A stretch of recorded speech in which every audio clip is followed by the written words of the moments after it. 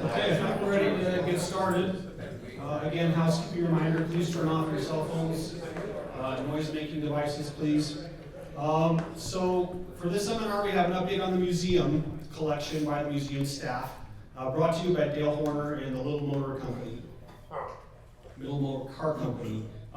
So after this, this will be the final seminar for the night. The trade show begins at 7 in the morning, and then the contest hall will open at 8:30. And then just refer to your schedule for that. Trade show is upstairs. Auction will be down in this room. Correct. Okay, is that on level 2 or mezzanine or what? It's the mezzanine level. It's Where just was last year? Just upstairs. I have to go up the other pole. Yeah. Okay. perfect. We don't care if you're up there or not. She'll have to figure it out. I have to be up there for the auction because Felix is gonna auction me off. The auction's down here. $1. Yeah. All right, well, let's get on with the museum collection. $1.50. Much. 29 cents. Oh, he's in here? Oh, good. It's the trade show. Oh, yeah. Thank you all for coming to the museum seminar this evening. The National Model Car Builders Museum was founded in 1988 after I had a discussion with Tim Boyd in the early GSL. At the time, Jim Keeler and I were, and since have been talking about his history with Revell, and he had an enormous collection of items and memorabilia and ephemera and all the rest of the stuff. And he wanted to sell it to me, so I was happy to buy it for not much, but I bought everything literally he had, including the 2 Dodge Fever models and everything else. At that point, I had collected in my youth aftermarket kits, Pachter paints, AMT lacquers, and all the rest. And it seemed to me that it was kind of a waste just to have this stuff stacked in boxes in my garage or in an outbuilding in my backyard. So I went to the Harris Auto Museum, and the idea just clicked that we ought to have a model car museum focused on builders, not on the history of kits and all of that. There are model museums for that. There are model museums for Hot Wheels and for die-cast and all the rest. This had to be rather for those who built scale models from kit-based starts or scratch building items. It was to be focused upon the achievements of individuals, not on kit history and so forth. So it started off very, very modestly. My old office on near the state capitol had a small room that I rented. It was about 45 or 50 square feet, and I just stacked stuff in it. Oh my gosh, I think you may have seen it. It was pretty tiny, but it was a place to put everything. And in a GSL in 1989, we hauled people up there and we ran them through after GSL, and they looked at things and oohing and awing. And then I moved my office and we moved it down to 4 South in central Salt Lake City, and we outgrew that pretty quickly. At the point where we were just stacking boxes in there, you could hardly get into the door. A local fellow involved in the museum, Mike Barlow, found the current space out in Sandy, Utah. It was about 1,200 square feet. It was an old former motorcycle shop, and we had to go and clean the thing, steam clean the floor, and put up sheetrock and paint it, put down carpet and all the rest. It was quite an effort. Alan Rapp generously contributed display cases, and we were off and running. Since that time, the collection has grown to just over 10,500 items, with a lot of printed materials and 3 filing cabinets, and we have other elements of the collection too. We are after and are acquiring all the time, as you will see tonight, significant pieces of the history of our hobby. And I'm surprised at how much of this stuff is still out there. We have programs like Scan the Past, where we are scanning vintage magazines before they deteriorate. Most of them, Car Model Magazine, Model Car Science Magazine, were printed on what's called acid-based paper. It was the cheapest paper there was, and even in the very favorable climate of Salt Lake City, they're deteriorating, they're going away. And so we have fortunately scanned most of that through some local people and others across the country. And we have preserved those with the protocol that Mark Benton put together, which has been very helpful. We have a program called Clone the Past, where, remember, because the focus of the museum is upon those who have built in its history, and have distinguished themselves through the craftsmanship. It is to first identify the most significant models in the history of the hobby, starting really post-World War II up through 1968, and that was Era 1, and then Era 2 and 3 go on. We have concentrated on Era 1 because that's the oldest and the most historically significant. And we'll show you some items that have been acquired for that. But we recognized pretty early on that not everything we wanted that was on this Clone the Past list was available. Things get lost, they get destroyed, they are lost to history. So we started a program called this Clone the Past effort where the available research is handed off to highly skilled builders who literally replicate the models as they were originally presented. Bill Tater, rest his soul, built a model that was on the cover of Car Model magazine, October of '63, and it had paint flaws in it. He replicated the paint flaws. It could not be too good. It had to be rather something that was a true, authentic representation of the model rather than some fanciful current project down to current standards with machine parts and all the rest. Other efforts have been similar. We've got an enormous collection of things you'll see tomorrow out there in the second room against what was once a door. You'll see a big display case there with quite a few items. Built by many people in this room, Kurt Raves, and I don't know who else is here, John Teresi has done some things, I don't know who else may be here tonight. But there are some significant pieces of model car history there.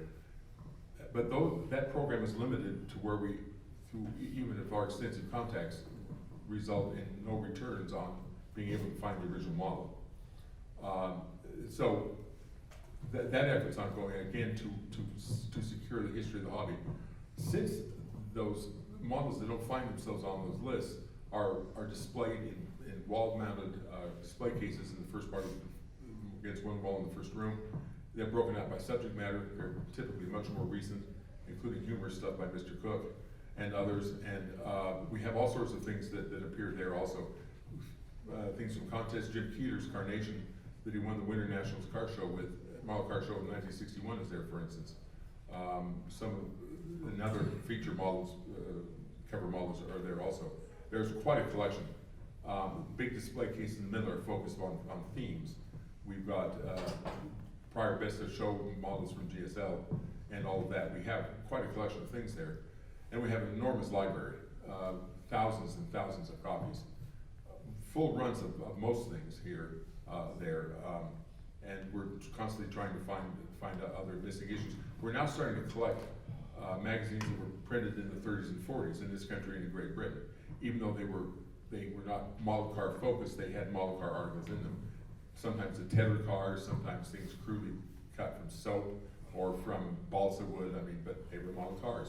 And so we're collecting those also. It's quite a collection that Michelle Lyons and Tanya Hadley put together. They've done a very significant historic job out there, marshaling those thousands of copies and putting them in binders with cover notes on them so you recognize what they are. They're all alphabetical. It's quite an experience looking there. We urge you not to go pull magazine boxes out tomorrow and touch them. They are all in special chemical sleeves with backer boards treated with chemicals to stabilize. The museums use to stabilize the paper so that they don't further, at least we can slow the deterioration. So there's all of that kind of thing tomorrow. You'll find against one wall other collections of models, including the famed Mercury in a TV piece that's out there too. There are exclamation cards about that. It's an astonishing collection of items. Part of what we've done, I want to reveal some things that have been, you may have seen this in the main contest. All this is Carl Dunn's, Kurt Race did this, who has been silver models for us. This is Carl Dunn's twin engine Allison engine contest or dragster that was played a significant role in Revell Packard #1 contest. Norm Weber's cast the Merlin engines, or they were Allison's. Thank you. He cast those and other parts, and Kurt struggled with this and did, frankly, an incredible job. I about fell over when he showed it to me in the contest hall. It's certainly one of the most difficult pieces ever built in the history of a hobby, and it's a faithful reproduction. He was careful not to do machine parts and not to do things that Carl Dunn didn't do. It is as faithful a replication as any we have in the collection, and there's a salute to you for doing that. Then another fellow contacted me. Another fellow contacted me, Tom West, not Tom West. I know I'm gonna muff that name. Oh, are you here, Tom? Is it Smith? Tom Smith, thank you. Thank you. Tom's an elderly fellow who found out about the museum and sent me an email one day. How he got the email, I don't know. But he played a significant role in model car construction and contests in the early 60s. Do you remember the publication called Model Champions that Carmel magazine put out? They featured the national models, the big top winners, as well as regional contest winners. One of the cars that fascinated me as a young man was the one that he built, and here's the model. You may recognize it. He has it. Oh, thank you. I'm sorry. Looking for it. This is a stunning piece of preserved history. This has a third-page feature about halfway back in the magazine on the right-hand side. And when I was a kid, I just couldn't believe that anyone had the temerity to do what he did. I mean, this is highly restyled, beautifully done in lacquer. Byron so many years ago in acrylic lacquer candies. It's just, and it is held up just beautifully. But this is a recent acquisition that we've made, plus two others that Tom did for us, did and contributed.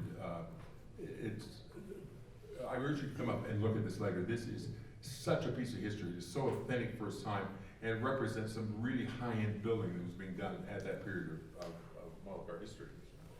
I'm going to turn some time now to Phil, one of our other trustees, who has some significant information about another collection we've acquired.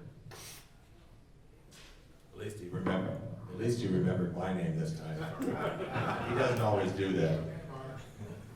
Okay, this you have seen in the museum, the Augie Hiscano, from the second Ravel Pactra contest. He was a co-winner. There were two winners because they couldn't decide who was going to win. This is Bob Norberg's. What do you? Matching piece. It was the matching piece from that second Ravel Pactra contest. Bob Nordberg's son, Steve, contacted me a couple of years ago, and Mr. Nordberg had passed away, and his family wanted to know what to do with all his models, and mentioned, I'll try not to point with this, mentioned that this survived, though the model had come apart but not damaged. It just simply become disassembled. And so we sent this up plus a lot of other cars, models that appeared from the mid to late 60s in Car Model magazine. But now we have, do you understand the significance of this? These are the two top national winners from the famed Ravel Pactra contest number 2. You can see it's the same display motif. We have not restored these bases. We're keeping the patina. Now the Augie Hiscano piece has never been opened. That's the way it was placed in 1964 by Ravel. This other piece, of course, has been. Chad Smith, are you here, Chad? Oh, thank you. Chad, a leading member of our local club, took on the task of reassembling the Ford COE. Remember, there were no kits of Ford COEs in those days. He built this Ford-based COE. And Chad struggled with all these crazy parts and cleaned them up, reassembled them, placed the model under the special holding device here, polished the clear acetate, whatever it is, bubble, and reassembled it. So thanks, Chad, for your effort on that. But look what we have here. If you have any interest in the history of the hobby, do you recognize how significant this stuff is? I mean, this is the mother lode. You see? There's not a lot that's more significant than this is. So we're very pleased to have this part of the collection too. Two or three GSLs ago, the Fisher Body Craftsman Guild was here and did a display. Well, 3 of the builders have loaned to us 6 cars that are now in the museum. And Tony Simone was one of the donators that he showing how the cars were built, starting from scratch. He has a piece that starts as a block of wood, and then it's carved, and then sanded, primed, and then painted. And it's all in one piece, but we have several pieces in there. There's a coach in there, which you may have seen the last GSL that we acquired, and there's metal pieces from the kits that Fisher Body supplied to the contestants. So there's a display case that's all that's in there is the Fisher Body Craftsman Guild. That that particular coach was the subject matter, I think, most contests, most Fisher contests through, I think, just after the Second World War. That particular coach was donated by General Motors to us because the builder, the son of a black sharecropper in I think, Alabama, built it, and he came from a family with no money, but he assembled it from things he found on the street. It is an extraordinary piece of work. He later turned out to be a physician. I mean, I talked to him before he passed away. One of the most incredible human beings I've ever talked to in my life. And this guy built this thing, and he said it changed his life because he won an award with this particular coach.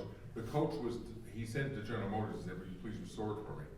They were not prepared to do that. So through the good efforts of Jim Keeler, General Motors contacted the museum. We endorsed the receipt of this bottle. Jim Keeler restored it using all original materials and is now down the base. It's one of the few surviving coach pieces from that era of the Fisher Body Craftsman Guild. A guy named John Jacobus has written 2 books. He was a big winner in the history of Revell Pachter, of the Fisher Body Craftsman Guild. And I've known him for 15, 20 years by correspondence. He came out as part of that exhibit 3 times ago. He asked I told him about the collection we had acquired of the newsletters they did and other advertisements and so forth.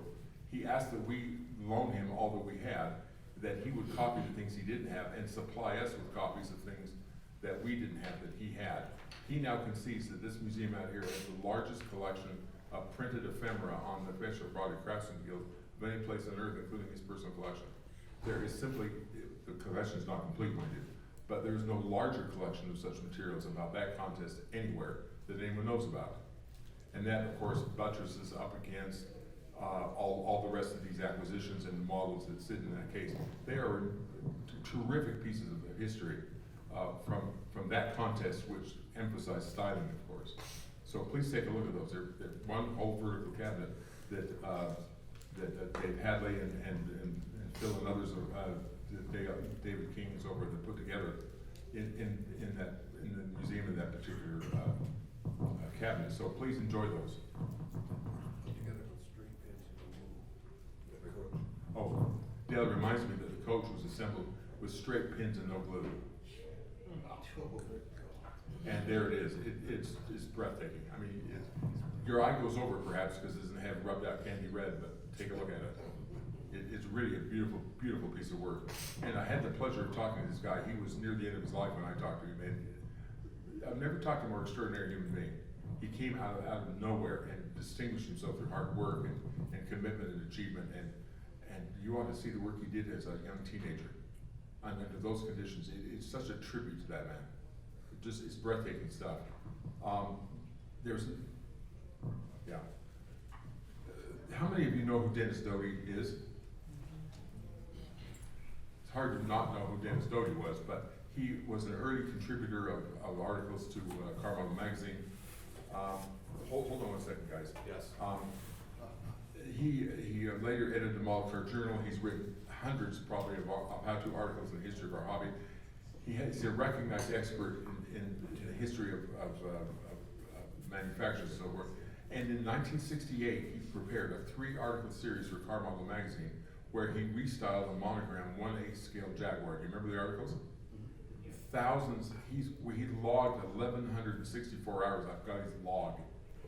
He donated this model to us. Lynn Coburn picked it up about a year ago when he was vaccinating Starboard. He picked this model up, brought it here. Some minor repairs we had to do, but I want you to look at this piece of work from 1968. It's now part of the permanent museum collection.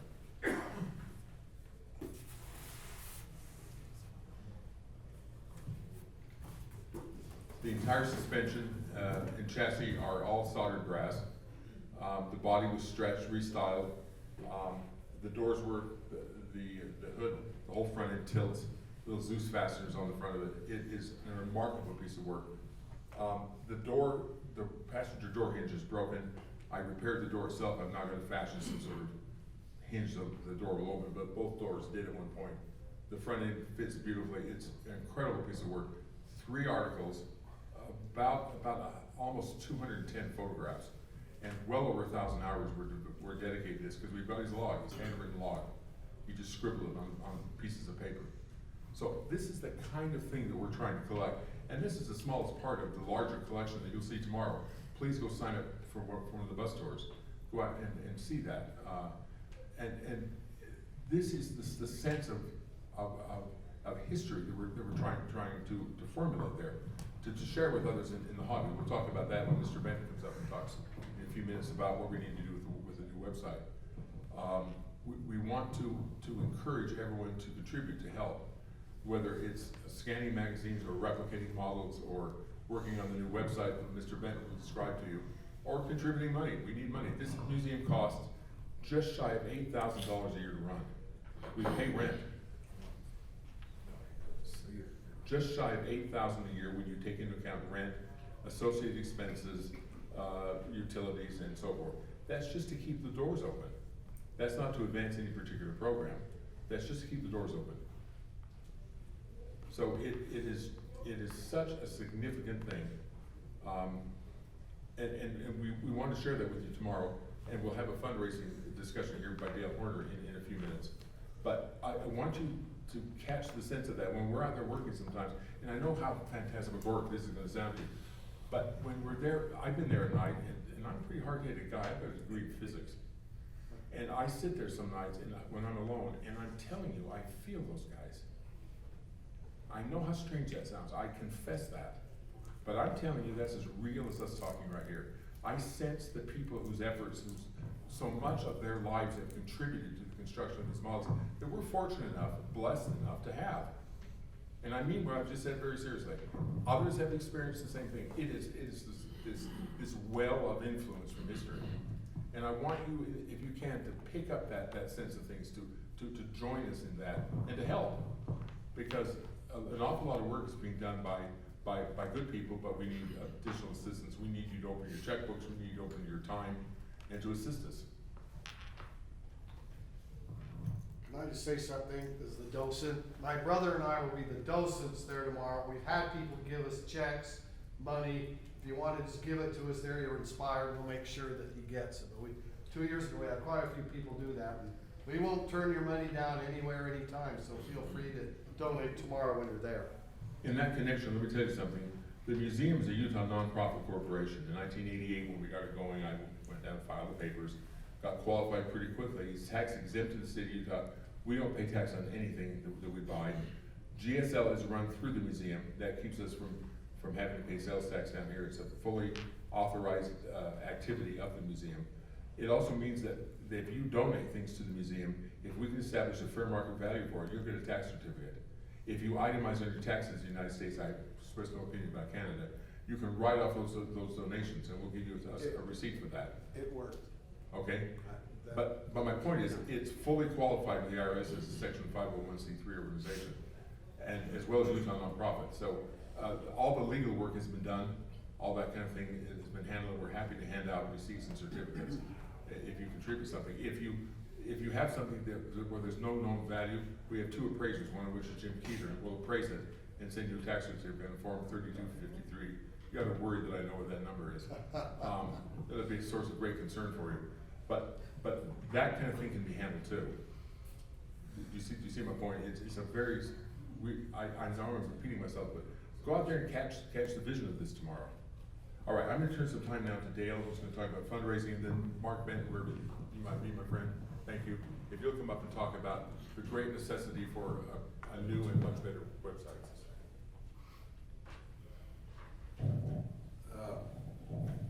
As you well know, this entire week is sponsored by the museum. And it is also a fundraiser for the museum, albeit the largest fundraiser of the week at this particular event would be the auction. There is also a small profit made from your registration, whatever else. That's not enough to keep us going for all year. Several months back, I don't remember exactly when, I was designated, i.e. roped into, raising funds. We sent out approximately 800 emails requesting people make monthly donations. Museum operates much like your own household. You don't go to work, you don't have a paycheck, things change. Your cash flow changes in your entire house, your entire family. Same thing happens here. Problem is, our cash flow looks like a graph, and his head's down. We would like to level that out. Barely getting along on what's coming in. There's no way to expand with what we're doing. So therefore, we would like to solicit tonight some monthly contributions. Very easy to do.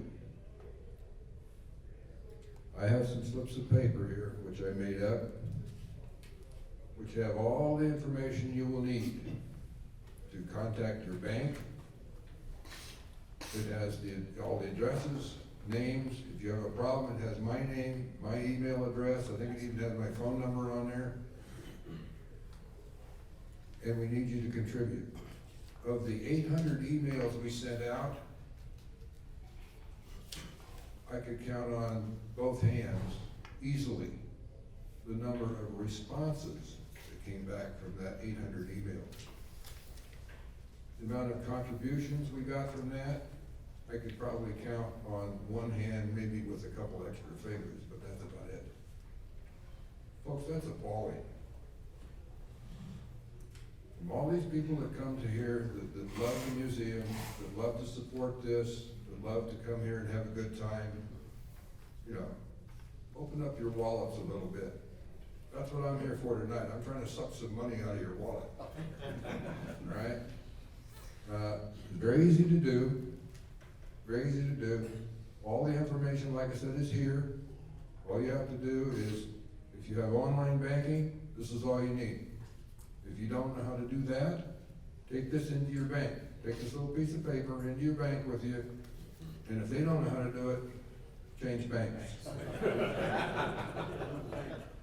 Okay? Thank you. I can tell you one thing, one of the goals of the museum is to get its own permanent building. We're paying $610 a month in rent every month. It's a nice space, but it's, you know, do the math for a year. We need to have our own building. There was a fellow by the name of Blaine Carlton. He's approached me and said, we've got to set the program up yet, but he said, I'm willing to match up to $20,000 contributions made toward buying or constructing a building. Well, $20,000 won't do it, but $20,000, he'll match dollar for dollar up to $20K. We have other similar offers percolating out in the ether somewhere. We need to have our own building. The museum has to survive on its own. It will survive the end of GSL. Remember, GSL came before it and is leaving before it. The museum's over, which will never be. But it's a stable organization. It's legally set up properly. We have, you know, a good solid bank account, which ought to have more money in it. But we need financial assistance. Because look, there's going to be a time when those sitting in front of you here, and most of you, simply won't be here. This museum has to survive, let's be blunt, has to survive our death. It has to be available to future generations who want to come along and understand and appreciate all that's been done by those before us, by us and those before us. That's going to take a shared vision. We need your help, to be as blunt as I can make it. So please, think generously. May I call out two people in the audience right who have been lifelong friends of mine, Byron and Avenel Bowman. Will you please stand up in the back there? I first met Byron and Avenel run Superior Paint Supply in Salt Lake City. I first met Byron in the mid-60s when a friend of mine said, he's the guy to go down and get touch-up paint from. Byron, at that point, he and I became friends. I was a snot-nosed 16-year-old. And we've been friends ever since. I have the great privilege of representing them legally. They are the longest single set of they have the longest history of being donors to the museum. They have adopted us on this museum program. I get regular checks. As the night and the day, I get checks in for both of you. Thank you very much. We get checks and donations.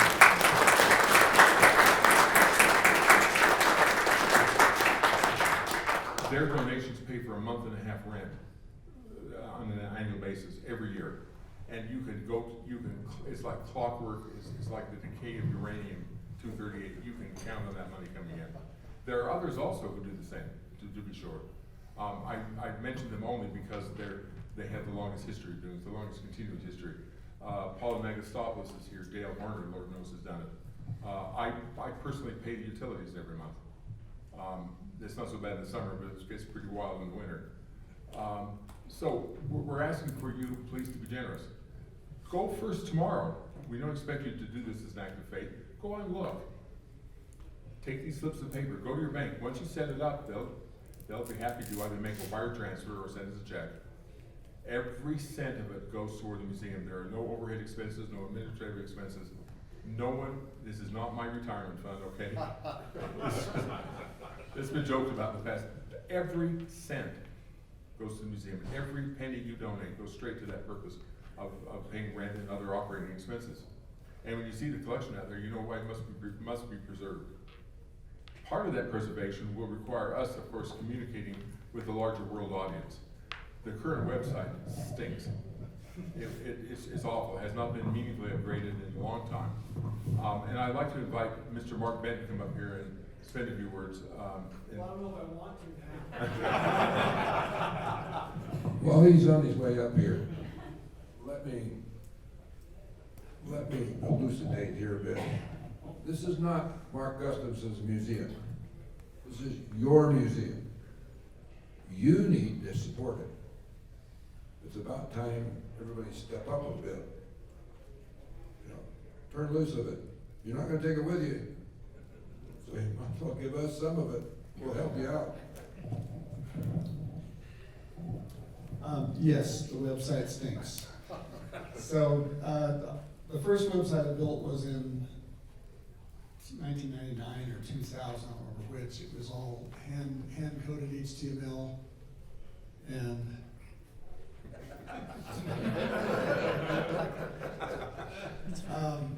and then it was anytime somebody added a new article, well, anytime somebody gave me an article to add to the website and to add a new page, I had to go through every single page that was there and hand code the navigation, and it took hours. So somewhere around 2001, I bought a package that was a website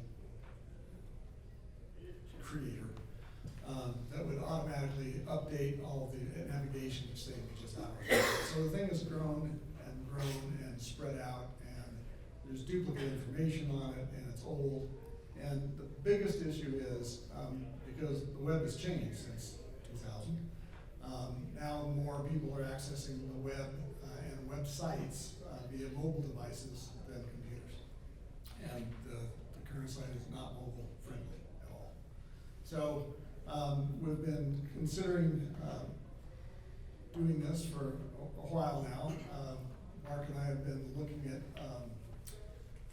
other museums and other museum sites to see what other museums are doing, and to take some of the best ideas out of some of the other sites and implement those ideas just for organization and that sort of thing on the site. And since we're talking about fundraising, I noticed in looking at a lot of museum sites, one of the key purposes of those sites is to raise funds for the site. And we'll be doing the same thing. But we want to make sure that the information that's on the current site, we've got to go through, cull that, delete its old stuff, update it, and move it to the new one. One of the most exciting things that I want to do is get, especially with GSL now not bringing, at least one more time, bringing people to Salt Lake City. Most of you probably won't take a special trip to come to Salt Lake City to see the museum, and there are probably thousands of people around the world who visit the museum site that will never be in Salt Lake City to see it. So the one thing that we want to do is put essentially the inventory of the museum on the site. So that obviously, when you see the file cabinets over there tomorrow, there's some great stuff in there. And there aren't very many people who have seen contents of those file cabinets because, there's just not time when you're taking the tours. Some of that information has been scanned. I would like to see all of that scanned and placed in an inventory. And, that inventory then would be available for people to do a search. There will be a description of the item, photos of the item. In the case of a document, there would be a scanned copy of that document. So if somebody wants to do more research on the hobby, it would be available. We think that's very important to do to increase the interest in the hobby and also help people understand what the hobby is all about. And also, we're hoping that might bring a few people out of the woodwork that would be willing to not only donate money, but donate time. There are a lot of things that will need to be done, literally thousands of man hours of labor to get all this done, scanned. We've got an old listing of inventory, but it hasn't been updated since 2011, Yeah. maybe. But it's not database friendly, so a lot of that needs to be rekeyed, cut and pasted out of an old document, put into a spreadsheet, and then I can import it into a database.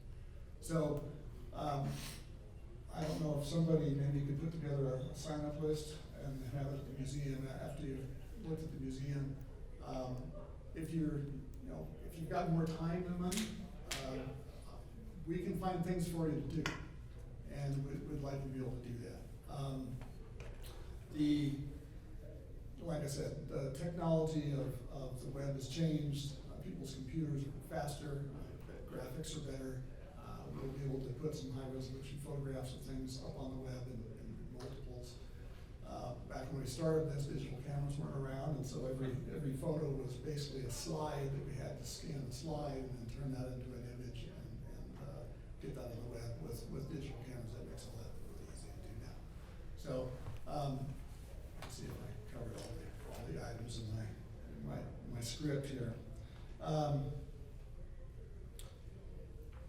Basically, if you are interested in the museum, and I think anybody that's sitting in this room is interested, and you have some time, please sign up on the spreadsheet and let me know, or email mjbenton@gmail.com and say you're willing to do something, and I'll find something for you to do. Any questions? Would the website, could you just set it up so that if Jim wants to research something, have access to information, whatever, he would pay a daily fee of say $5, It's interesting you or should a ask that yearly question. fee, make it I hate to say this, but it's an idea, I'm not that smart, but my wife came up with this idea. He said, in this day and age of internet and all this kind of stuff, make it in part at least an online museum where anybody in this room can access the museum for $5 for a day, or $50 for a year, or $30 for whatever. Kind of like We're- internet. Virtual memberships. We're kicking that around. It would be a way of bringing money in without, people that don't come here, like people that have never been to GSL. They come to the museum and they think, gee, I like a copy of that article, or I like this or like that, okay, it's a $10 fee. We're kicking that around. We would make the website itself no cost. We want people to come in and view it and get Yeah. excited about it. But the inventory, because of the amount of work that's gonna be in there and the storage space to store it, that will probably be a membership kind of an item. We would love to be able to have people download copies of a magazine For a fee, for a fee. and I think that's a reasonable thing. If somebody's really researching, again, stuff that Mark and Bill are talking about, if you really wanna research that thing, you've got this big project on the go, I'm sure they'd gladly pay $10, whatever, $15 to access that information. Bingo, they don't have to, Yeah, They've that's, got everything they need to do what they wanna do, and for a minimum fee. we're, And it would keep money coming in before the next GSL. It may be a small amount, but, you know, the acorns grow in the big trees, blah, blah, blah. good- So, great idea. that, my wife came up with that 4 Tell or her- 5 years ago. Tell her, So thank you. it's just something that you should consider. Okay, anything else? It seems like on the, and I'm not an internet expert there, at least even real estate, you get virtual tours of whether it's a home or something Right. that could be adapted to, you wanna, where people can see what's there and whether maybe that would precipitate donations or possibly charge for them to do it, but anyway, Yeah, and they could take it through, click on something and get more information about it, we could get pretty fancy with that, but I think, yeah, that's another good thing to. It's just, you know, Yeah. you need the money coming in. Yeah, Are you gonna set up PayPal accounts? That's another thing. Speak up, please. PayPal, Yes. PayPal, yeah, you're gonna make a PayPal account? Yes. yes. I've got some donations here that would have come long ago if there was PayPal, because we would have just sent it. Otherwise, it gets forgotten about, oh yeah, I forgot I was gonna do that last week. Yeah. The old site didn't really permit that, but the new one will. So, okay. I want to make one more thing clear. I've heard statements and rumors saying the museum will collapse because GSL has its finale in 3 years. Nothing could be further from the truth. We intend this museum to be fully and completely self-sustaining, without the monies that come to it every 2 years from the auction. It will survive all of us, everyone in this room. We want this museum to be viable, to be self-supporting, to be self-guided.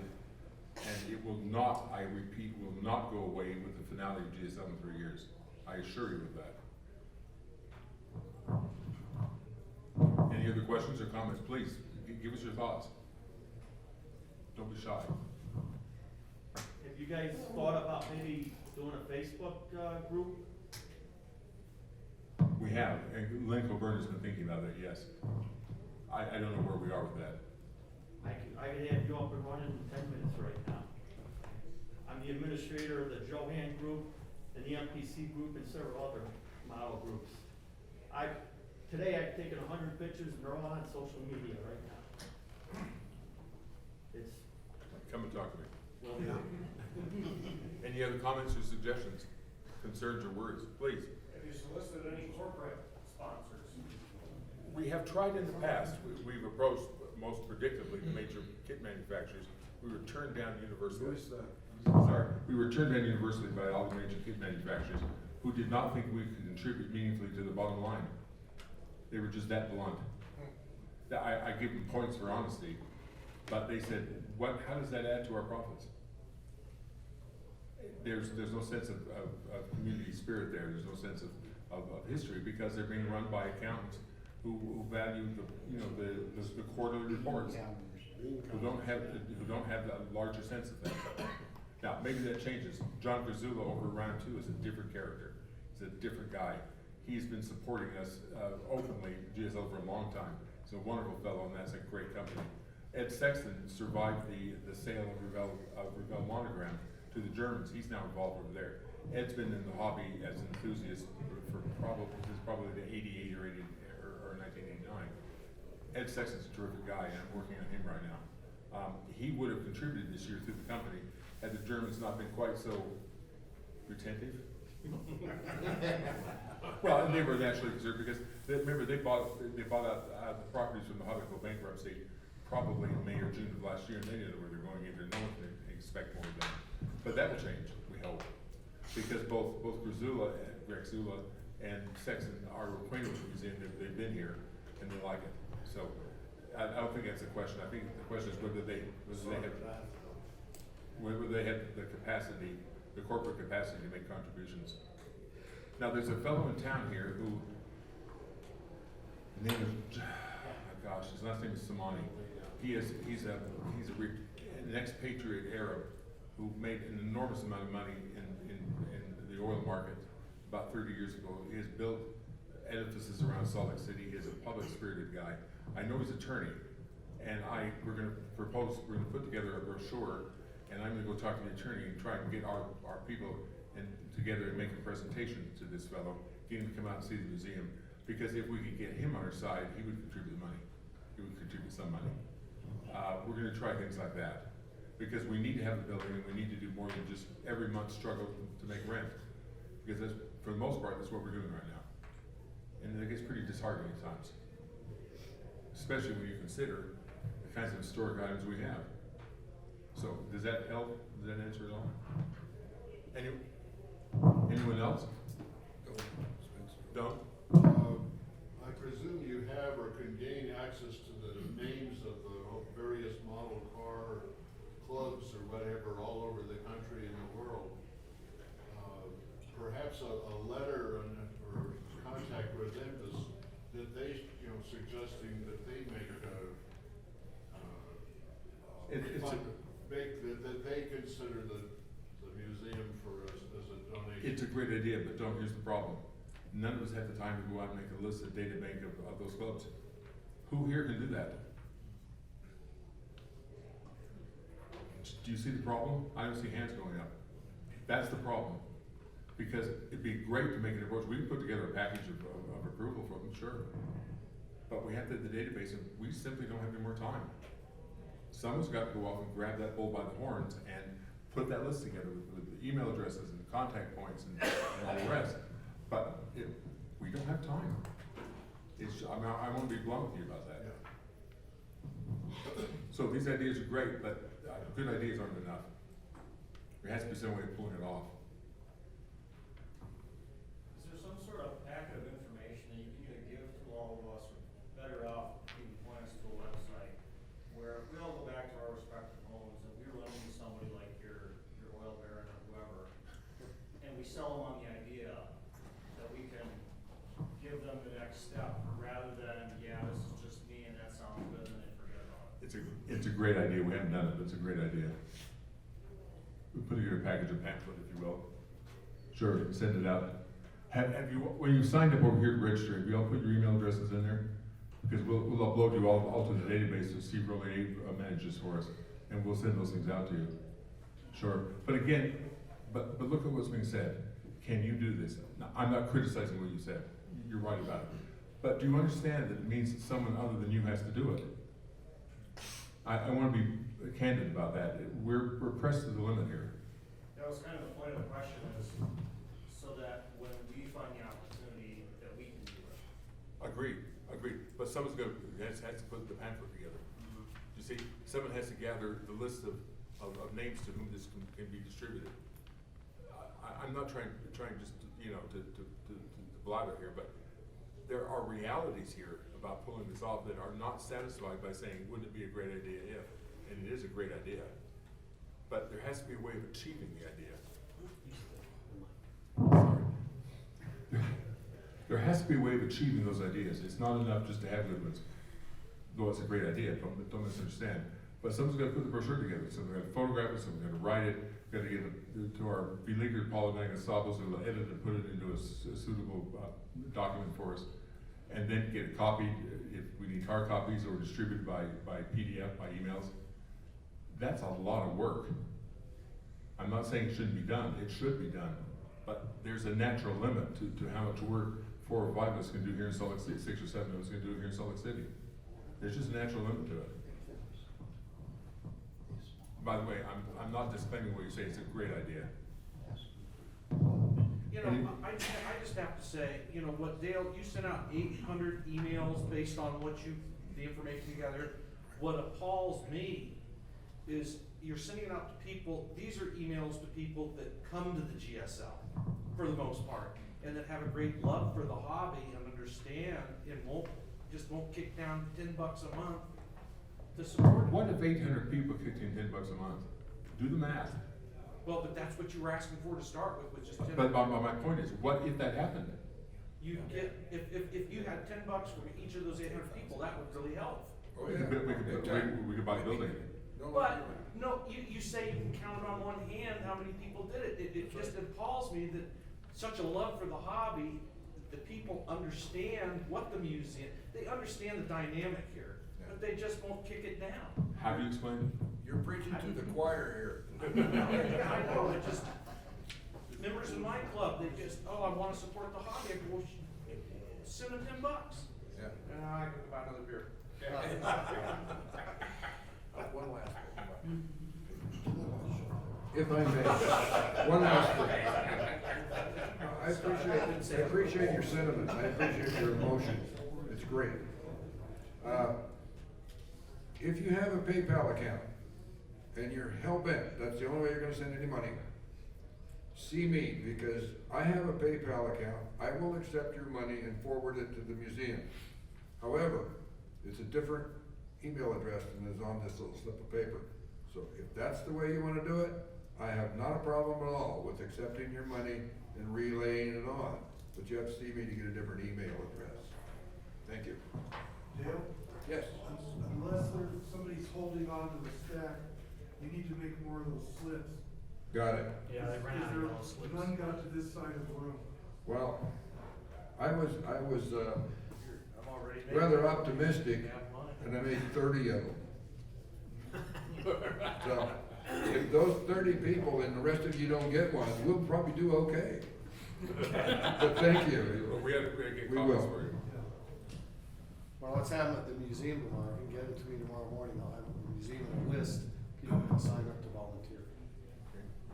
I have this. Any other- Yes. Great. We have 5 minutes left. Are there any comments or thoughts, critiques? We welcome those. How can we do a better job?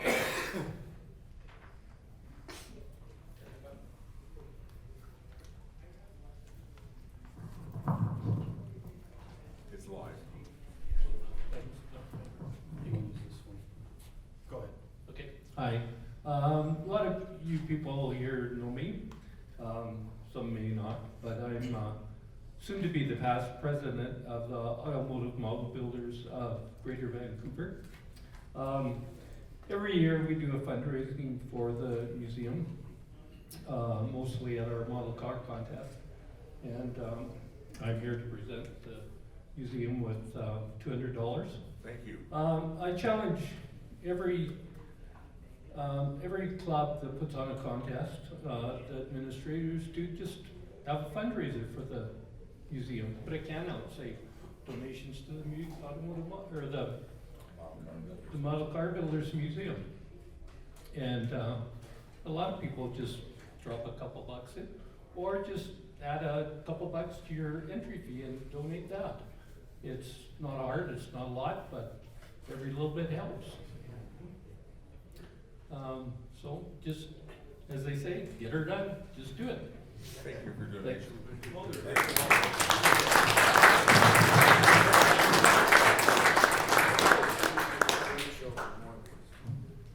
Let me just say one thing first. I would be remiss if I didn't acknowledge the great contributions that Ed and Elise give us. Every year they contribute, they add a certain number of dollars onto their entry fee, and they kick money to us every year. It's about $2,100 per year that organization kicks over through Tom Geiger and others of his persuasion back there. It's a great organization. I'd like to get back to the show one day because I hear it is just breathtaking. So I don't want there to be the attitude here that we're unaware of that, because we were very much appreciative of that. And that pays, 600 and 2,000 figured out. That pays 3.5 months of rent. So thanks to them. I just wanted to make clear about that. Yeah. I'm around some very imaginative people right here that just popped up an idea. And I work with Dale kind of on the sidelines to help him with that. I'm one of those charter contributors out of the 800, and I'm hoping that some people will follow on to that. But I just heard from 2 individuals here, how about a GoFundMe campaign? About a what? A GoFundMe campaign. People raise money very quickly. And with the social network that he just talked to you about, as well as other people saying, oh my God, the museum, yeah, I'd love to. GoFundMe? Yeah, I know about that. They click the button and the money's there. That can happen. They Oh, I can like raise that. thousands of dollars in a very short period of time. I like that. So, 21st century, folks, let's get there all together now. I think that's a great Thank you, it's a great idea. Anyone else? We're kind of at the end of the hour here, my friends. Thank you all for coming.